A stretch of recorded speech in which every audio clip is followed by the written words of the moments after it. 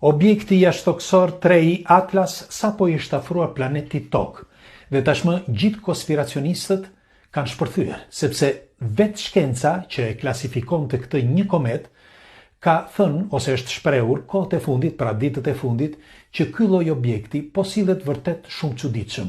Në fakt, ai shkencëtari që kemi folur para pak kohësh, Avi Loeb, që fizikanti, që thoshte që ka diçka të çuditshme ky lloj objekti, me sa duket po vërtetohet, sepse ka ndodhur dy gjëra vërtet të çuditshme me këtë objekt. Gjëja e parë, shtytja që ka bërë tani në kohët e fundit sikur të kishte një propulsor që ta shtynte, pra këtë objekt, sepse ka ndryshuar trajektoren, dhe tjetra, që është akoma më e çuditshme, ka ndryshuar dhe ngjyrën, ngjyra që është përreth tij. Pra është bërë më shumë si blu, pra sikur të jetë një ngjyrë drite, sepse më përpara se të ndodhte kjo, dukej sikur të kishte tym dhe avull përreth tij, ndërsa tani sikur mund të ketë dhe ndryshim. Dhe pyetja e shkencëtarëve është pse duhet të ketë këto karakteristika të çuditshme. Nëse ky është një komet, ky lloj objekti, atëre përse këto karakteristika të çuditshme? Pra, është hera e parë që vetë shkenca vë në dyshim ato që ka deklaruar, sepse deri dje kishin deklaruar diçka tjetër dhe sot deklarojnë diçka tjetër duke shtuar që ky objekt ka vërtet disa karakteristika të çuditshme që na ka habitur. Dhe tani, përveç Avit, pra profesorit dhe fizikantit që filloi të bëj intervista edhe ky, por edhe të gjithë konspiracionistët po shohin tani me sy, sepse mund të shihet duke filluar që dje, pardje, ky lloj objekti, pra kjo komet ose ky objekt i pa identifikuar, ose më mirë jashtëtoksor, që vjen drejt tokës, mund të shihet edhe me sy. Shihet jo vetëm në Shqipëri, por edhe në Itali dhe në disa vende të tjera. Natën, duke filluar nga ora 3:30 natës deri në orën 5:30 të mëngjesit, mundet që të shihet edhe me sy. Dhe studiuesit mendojnë vërtet që ka diçka të çuditshme në këtë objekt. Këto ilustrime që janë këtu, nuk diskutohet, janë për të bërë pak shaka, por ju duhet të dini që a e dini se rreth 2% të popullatës në botë dëshirojnë që të kenë një kontakt direkt me alienët, po, dhe 2% nuk janë pak, sepse nëse do themi për 8 miliard njerëz, merreni mend tani sa njerëz mund të dëshirojnë që të takojnë alienët, pra janë me miliona.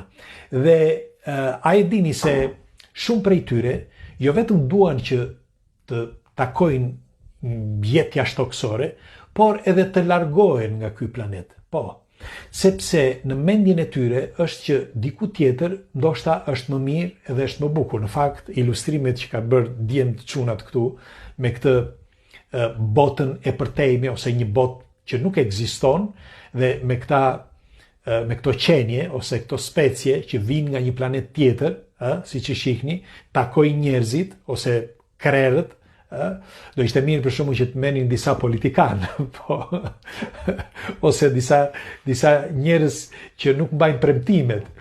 Por po thosha që ka shumë njerëz që dëshirojnë që të futen në një anije të tillë, pra në një anije kozmike ose në një objekt të pa identifikuar jashtëtoksor që të shkojnë në një planet tjetër.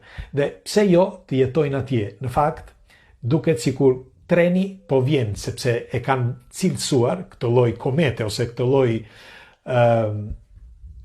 objekti jashtëtoksor si një tren që shkon drejt një tjetër bote, pra një tren që mund të marri ose mund të sjellë diçka.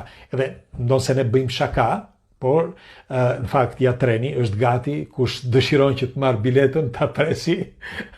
Por po thoshja te i shakave, si gjithmonë kur kalojnë kometat ka gjithmonë ndryshime. Duhet ta dini këtë, është vërtet, kjo është shkencore, sepse ndryshimet nuk bëhen vetëm në mënyrë psiqike.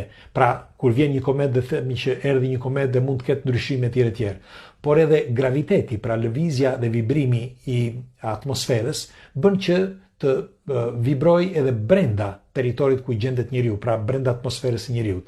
Dhe kjo bën ndryshim jo vetëm të perceptimit, por edhe të vetë materjes. Dhe kjo është e përsërisë shkencore. Kështu që te i shakave, edhe sikur ky lloj treni që po vjen, edhe sikur mos të marr kënd që ta çoj diku tjetër, sidoqoftë do ketë një ndryshim, pra do sjell një ndryshim. Ju çfarë mendimi keni? Dhe pse shkenca tani ka ndryshuar versionin? Pse? Deri dje thoshte që është një komet, kurse sot thotë që ka diçka të çuditshme në këtë objekt.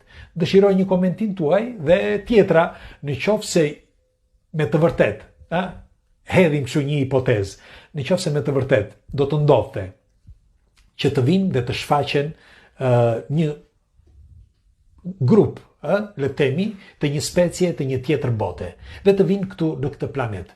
Kujt nga ju do t'i pëlqente që të shkonte me ta? Pra, të futej në anije, mos të dinte se ku të shkonte, por të futej në anije dhe t'ikte. Kujt prej jush, jam kurioz të di, jemi shumë nga ne, jemi kurioz të dim, kujt prej jush do t'i pëlqente që të shkonte ku? Çfarë?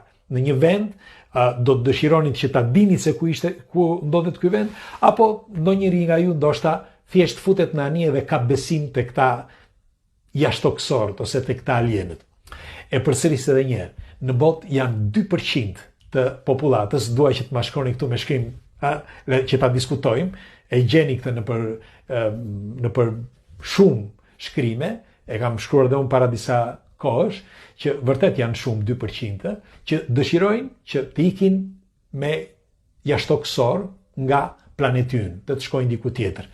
Dhe do të dëshiroja, gjën tjetër, përveç se komenteve, ftoni miqtë tuaj që t'i bëjnë like faqes dhe ta shpërndajnë këtë video, sepse në këtë forum, duke bërë interakcion, shihemi dhe takohemi, më shumë diskutojmë dhe më pranë së vërtetës jemi. Nuk ju kushton asgjë. Kështu që ju faleminderit që jemi për bashkë. Pres komentet tuaja. Hajde. Sikur në një galaktik shumë larg nga planeti Tokë të ekzistonte një tjetër botë me të njëjtën atmosferë, me përbërësin kryesor, ujin, me pyje, dete dhe oqeane, me zogj, kafsh dhe insekte. Ju, a do të shkoni të jetonit atje? Në kërkimet e fundit të pllakave sumere, studiuesit aplikuan inteligjencën artificiale për të kuptuar thelbin e interpretimit të tyre. Dhe në sintez, rezultatet kanë treguar se një specie e quajtur Anunnaki jo vetëm modifikuan njeriun, por me sa duket e kanë quar atë edhe në për planetet të tjera. Pra, po sikur në planetin më të afërt me Tokën të ketë jetë. Njeriu jeton në një botë që nuk njeh, e megjithatë sillet sikur di gjithçka.